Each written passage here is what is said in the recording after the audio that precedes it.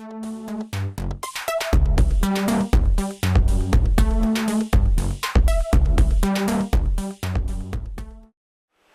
so I know a lot of people out there have been complaining about our treatment of amp modeling lately, so I figured what the hell. I gave Line 6 a call up, and we got them to send us over the Pod X3 Live, and I'm going to test it. Now, I may not be the best guitarist in the world, but I do know a thing or two about programming effects pedals. So I'm going to go through, show you the settings, and I'm going to have either Owen or Henry play, depending on who I can get, you know.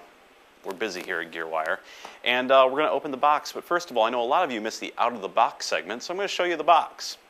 This is the box. It's gigantic. You can see how big this is compared to me. And it comes with a nice fold-out. It's kind of like a magazine.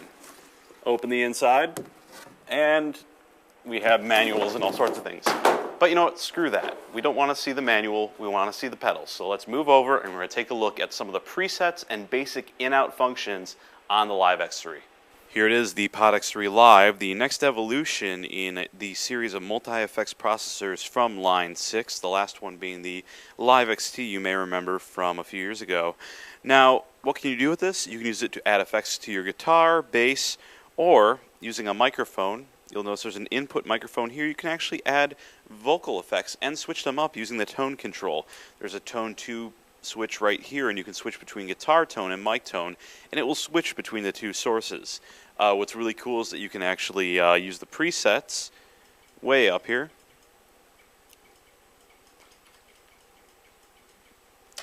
To add effects to your vocals, you'll see here it says bright clean vocal. We have a rockabilly vocal, what's called a Jolie vocal, and a megaphone vocal. Really cool.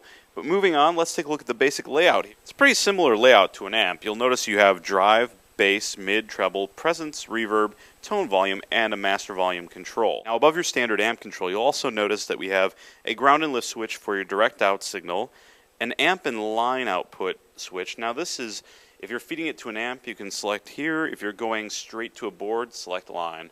We also have a guitar pad. This is for padding your guitar coming in or out. You can switch to off or on. Now another important feature of the Pod X3 Live is the volume wah pedal. You'll notice that this can control the volume separately for either tone 1, tone 2, or both together. And I'll get into the programming of that in a little bit.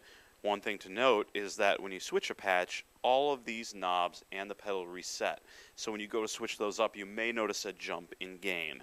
That's one thing to keep in mind when programming patches for your live guitar playing. Now one thing that's nice about the X3 Live is that everything is in one place. We have our stomp boxes, our modulation, delay, and compressor all in one place. In order to edit the reverb, we have to go into the computer. But the same is true of all these as well, even though their vacuum switches are here. One thing also to note is that right here we have tone 2. This is a switch between tone 1 and tone 2. We can also hold that down and it will switch over to dual mode, which will play tone 1 and tone 2 at once, or remove them from being linked to each other. Now the variable pedal can control a variety of options. We talked a little bit about volume, but it can also be used as a wah pedal, a volume and a wah pedal. It can also be combined with the option to tweak parameters. This allows you to tweak options in your distortion, compressors, delay, and other effects that come with the Line 6 Pod X3 Live. Now editing within the Line 6 Pod X3 Live is pretty simple. You'll notice there are a variety of switches here that do different things. You'll have the home switch here. This just takes you back to your main display when you're not in your main patch display. If you hold it down, it'll take you over to a command panel that'll allow you to swap tone 1 and tone 2 or reset your user presets. There's also the input button. Switch this to change up the source for tone 1. In this case it's set to mic. We can change that over to aux. Guitar plus aux, variacs.